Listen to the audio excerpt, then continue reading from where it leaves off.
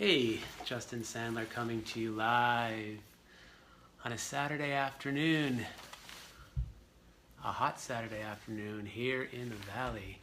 Hope everybody is doing well. I haven't done an update in a little bit actually, and well, that's kind of by design, I think. It's been challenging these last 2 weeks now since I've been home. As a matter of fact, yesterday, Friday, was the 3-week anniversary of my surgery. Can you believe that? And the 2-week anniversary of me actually coming home. So we are only 3 weeks out of surgery. That's pretty remarkable because that was just days ago. The last 2 weeks being here at home have been amongst the most challenging, stressful, frustrating, painful, emotionally tough times of my life. And I just realized that I'm coming to you live here in front of our fancy liquor cabinets now that I don't drink anymore. But it makes for a nice decor. Anyway, so I didn't want to get on here and piss and moan about how I feel. I did that in the last video. Not pissing and moaning, but at least explaining the different physical and emotional pains and traumas I've been going through since the surgery, because there was a lot of them. And if you hadn't seen the last video, I urge you to go back one video and take a look, because I explain in detail everything that was done during my surgery and how it was affecting me and what I was feeling. Needless to say, I've been back to the doctor and the hospital already a couple times for additional testing to try to figure out why I'm having so many issues. And anatomically, I am correct right now. It's just everything is still very backed up. Blood flow is still very backed up. My nerve damage is so severe that I'm still only operating on one damaged lung. My left arm is in so much pain still that it wakes me up in the middle of the night, and we still can't figure out why that's happening. And I think all these things together are adding to maybe an agitation. I don't know, about a week ago, I think I hit my most sort of frustrated point, and I didn't do a video, and I know I wanted to really keep sharing everything along the journey, but I was feeling so much anger that I actually was afraid that I was going to, maybe say something or call someone out to do something that I would regret, because I was feeling literally fire flying through my veins because I felt so pissed off at the world and at people.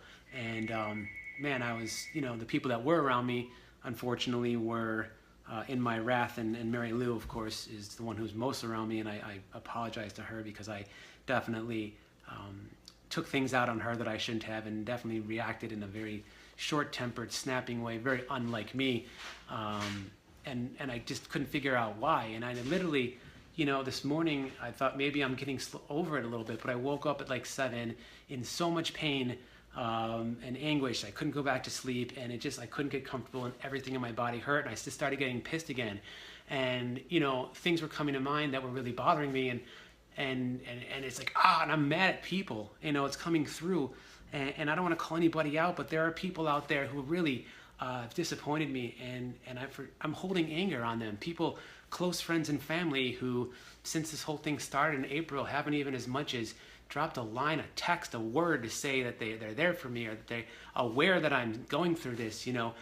People who I used to work with, playing bands with, things that would surprise me, how much I've been given a cold shoulder. People that owe me fucking money right now since fucking February that won't pay me back, even though I'm going through cancer and shit, and and I'm not working, and this stuff's pissing me off. And I guess it's okay to be mad about things, but that's just like, you shouldn't have to be mad at people that are supposed to be people in your life, friends and family and things like that. I'm mad at my doctors, even though they saved my life. I'm mad that my oncologist had to leave town for an entire month to a foreign country, and that my physician who saved my life by removing my tumor is unable to give me any answers about why else I'm having pain, and doesn't seem to really care because his job is kind of done. Mad at the way I'm feeling, mad at my own body, mad at the fact that I can't breathe, I can't walk. I couldn't even step up a flight of stairs the other day. I got stuck in the middle because I couldn't walk upstairs. Like, I was playing football a few months ago, and now I can't walk up fucking stairs. This is ridiculous. And it's, you know, a lot of people get angry when they get a cancer diagnosis. It's normal to be angry at God or angry at the world or angry at the cancer, and that was never my case. I'm not angry at my cancer. I never was. I love the cancer in a sense. I told you that already. It's part of me. That was not what, it's now that I'm angry, and that's why I can't really figure it out, because we've eradicated the cancer, yet I'm more pissed than I've ever been, and I don't like that. I don't like the way I feel, and I don't like that I'm feeling this towards other human beings. And I'm angry at myself for feeling this way. And it's like, okay, now it's like a loop of insanity. But it's the reality. It's the reality that I feel this way. And you know, I did get a little bit of light shut on it the other day. I did another qigong session, and my guy told me that a big part of anger stems from your liver being out of whack. And in my case, my liver has taken a real beating since May, since we started chemo. Done massive amounts of chemotherapy, massive amounts of medicines to go along with the chemotherapy. A surgery which had me doped up on some of the heaviest painkillers in the world, and all kinds of pills. I'm still taking 6 pills a day, plus other pain pills. I tried getting off of them, and the pain is just still too severe that I had to start taking them again. You know, and my liver is just taxed, and the toxicity is probably really affecting my whole body and my whole world. You guys might have seen Mary even asking about how to cleanse a liver. I can't even do that now because I have to wait till I'm done with these pills, and that's going to be a while. So I have an angry liver that I can't even start detoxifying until I'm done taking all these pills. And so in the meantime, I'm sitting here and I'm angry. And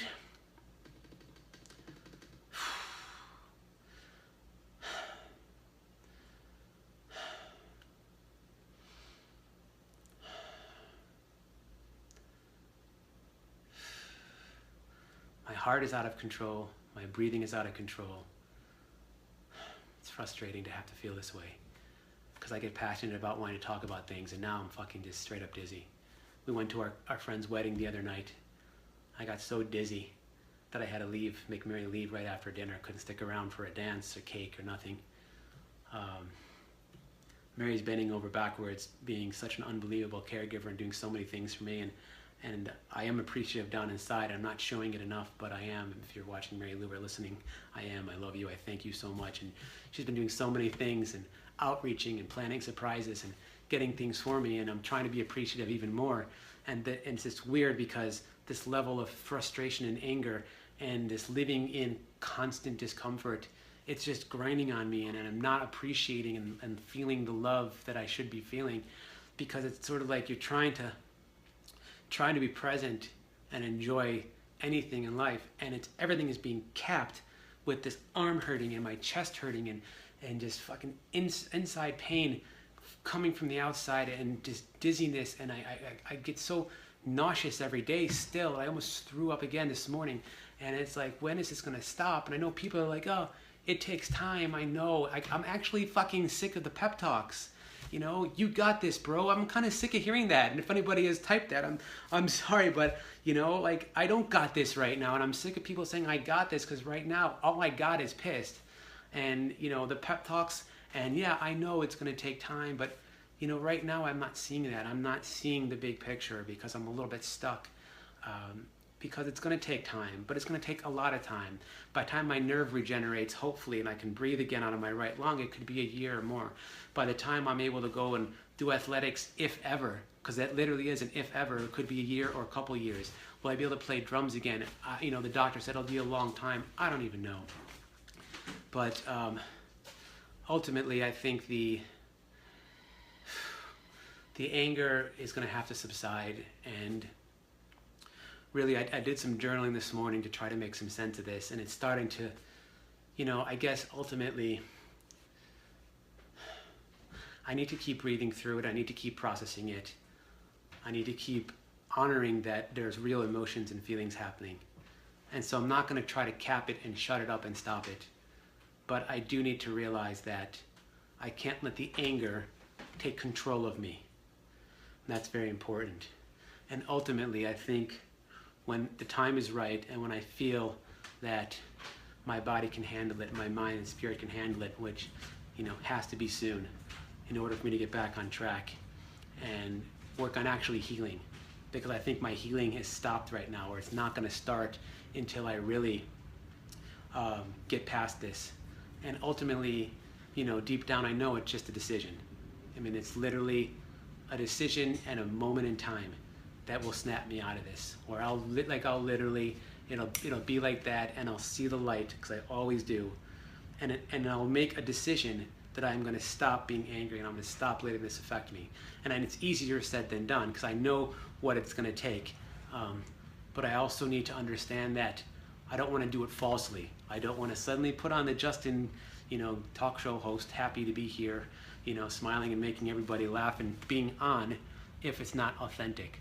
And so I want to honor that I'm having these real emotions, because anger and whatnot, these are real emotions. And if you stop feeling any emotion, you're going to stop feeling every emotion, or at least it's going to slow the ability to feel those emotions. So this moment will come, maybe today, maybe tomorrow, I don't know. Mortality does a lot of interesting things when you think about your own life. But what's even crazier is that we've lost more people that we know in this last couple days. We'll be attending another funeral tomorrow. And people who we know way too young have just died this past week. And I guess it all puts life into perspective, that I'm sitting here in front of you, still a whole human being and alive. And that's, something to celebrate. I just need to get out of my own way and find that place. But I really wanted to come on for a few minutes today, because I have been feeling this so strongly, and I promised everybody that I would share this, but at the same time I have to do things that benefit me as well, and I needed to talk this out, and I needed to vent this out. So today hopefully was as equally therapeutic for myself as it was in sharing this very real part of the journey. Because again, most of what I see and hear in people going through cancer journeys have the sort of angry at the beginning during their diagnosis, or trying to figure out why this has all happened. And I never asked why. I'm not worried about why. I'm not mad at cancer. Just mad now. So I'm out of breath. I'm out of energy, and we have somewhere special to go today. So I'm glad I talked this out. I'm going to try to center myself and stay very present, because we do have a place to be and a memorial to go to, and it's not always about me. And if you're out there and you've heard something today that you feel may have been you, it's not always about you either. I'm not calling necessarily anyone out in particular. It's, none of us necessarily know how to talk to somebody or treat somebody going through cancer until we've gone through it. And Mary just had me listen to a part of a book called The Cancer Whisperer that in hindsight I should have listened to earlier on, but at the same time, what I listened to yesterday I probably wouldn't have understood until I went through it. And it talks about the list that this woman made to her friends about the things to do and say and the things not to do and say, and she was able to send that list in an email to her friends. Thanks to our wonderful years of working in film and music and being in the public eye, we have many, many people who love and care about us and who have come to the table, but that also makes it even harder to tell those people what to and not to do and what to say. And we're going to turn this into something else, and we're going to help educate people so that the next time people can know better how to talk to somebody and be there for somebody going through cancer, and what to say and not to say, what to do, not to do.